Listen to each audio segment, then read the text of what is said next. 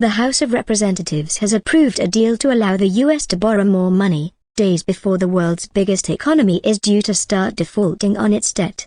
The measure easily passed the chamber by a vote of 314-117, despite some defections on both sides of the aisle. The U.S. Senate must vote on the bill later this week before President Joe Biden can sign it into law. The government is forecast to hit its borrowing limit on Monday the 5th of June. That has left little margin for error as lawmakers race to avoid the U.S. defaulting on its $31.4 trillion, £8.25 debt, which underpins the global financial system. On Wednesday evening, 165 Democrats joined 149 Republicans in approving the 99-page bill to raise the debt ceiling, allowing it to pass the House by the required simple majority.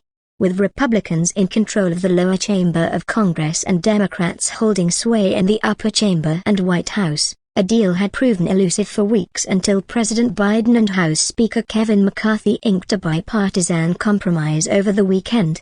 In a statement, Mr. Biden thanked the Speaker, saying he had negotiated in good faith. "Neither side got everything it wanted," said the president. "That's the responsibility of governing." Kevin McCarthy was able to push Joe Biden and reluctant Democrats to the negotiating table by passing a bill that raised the debt limit but included a laundry list of conservative priorities.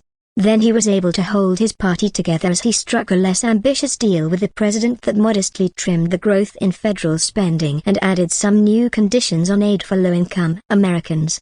That was not enough for a group of hardline conservatives, some of whom hinted they would unseat Mr. McCarthy and force a new election for Speaker.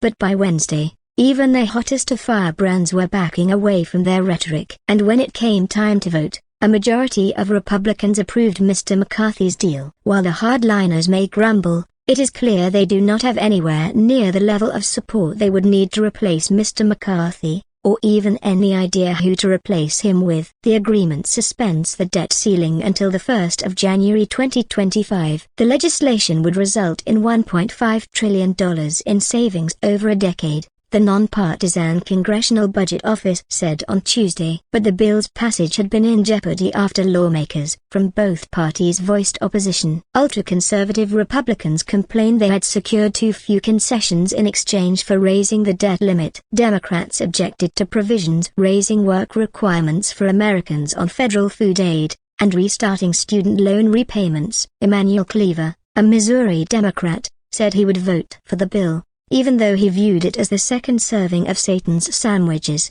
The leader of the House Democrats, Hakeem Jeffries, said his party had politically bailed out the Republican Speaker. "Once again, House Democrats to the rescue to avoid a dangerous default," said the New York Congressman. Eli Crane, an Arizona Republican who had vowed to stop the bill, tweeted, "More Democrats voted for this historic conservative victory than Republicans."